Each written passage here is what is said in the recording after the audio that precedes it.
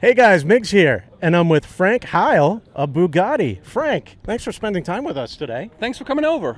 Tell us, what do you do at Bugatti? I design cars. What's your official title? I'm the Deputy Design Director at Bugatti.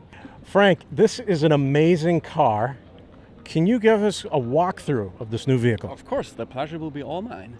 So, Bugatti Mistral W16. This is the last time that Bugatti is going to put a W16 engine into a road-going car. So what better way to celebrate it than with an open-top car, right? The sensation that you get from experiencing that engine. Throttle on, you got the low-down growl of that 8-liter, really deep, you feel it in your lungs. Throttle off, you get the 4 turbos whistling with the blow-off valves right above your ears. The sensation is phenomenal. You will not get this in any other car ever again.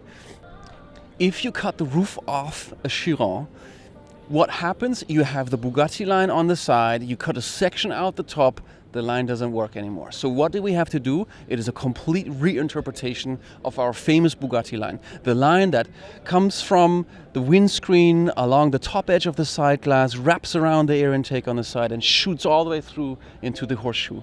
It's now a reinterpreted 3-dimensional Bugatti line. Before we had the line just on the side, we call it 2-dimensional Bugatti line. Now it's a 3-dimensional reincarnation of that line.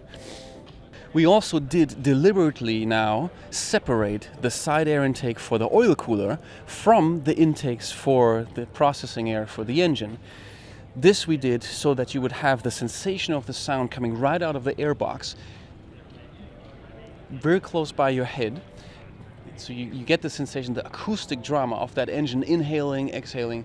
And so we could separate the two intakes so that the side intake didn't have to take up both functions, so it could be nice and shallow, and so that the line coming from the windscreen can flow nicely into a rather shallow body side, and we get that sexy sculpture shaping the rear fender, right? So if you look at the side profile of a Chiron, it's got a dropping belt line, right? The whole car has a gesture of kind of leaning back. Here we were for the first time able to reverse that. So now it's got a thrusting forward wedged belt line. So the car already at standstill looks like it's leaping forward, right? It pronounces the bigger rear wheel, and it kind of gives it that gesture, that stance. So on the front, you will find a completely redesigned horseshoe. It's now got a much wider proportion. It's very sculptural, very deep. Look how deep those meshes are in there. And the horseshoe is not only wider just for looks. This is a fully US crash homologated car. It'll take the pendulums, it'll do the pole crash, it'll have the rollover, the unbelted, all these things we have engineered into this car. And the horseshoe is this wide, or it can be maximum this size, because it's engineered to take a pendulum hit, and the pendulum is about this wide. So it couldn't have been any wider, it would crash the meshes otherwise. So the pendulum will hit on these edges here, and that's what it's designed to take. Also the air straight to the radiator. We have one high temperature coolant radiator. This is the coolant for the engine, and this is maximum efficiency since we take in the air through the horseshoe at the highest pressure spot on the car, which is the front, and we force it through that radiator. 1600 horsepower, pushing this car up to 261 miles per hour.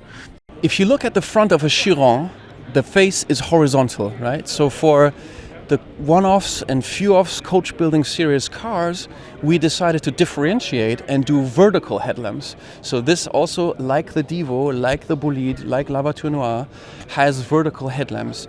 Why does it have 4 stripes of daytime running light? Because of 4 turbochargers, 4-wheel drive. 4 is simply our number. On the rear of the Mistral, we have the new X-theme taillight. This taillight does not only look cool, it also serves the function of evacuating the side radiators. So what we feed into the side air intakes gets vented through these triangular outlets here. Before, I had asked you favorite car, favorite drive, favorite song. Oh yeah, I remember. Has this changed? No. I need to... No. Then what was it? The song is the same. It's Prodigy. The song remains the same, but that's a different... The street is the same. Okay. The car would maybe change to a Bolide, actually.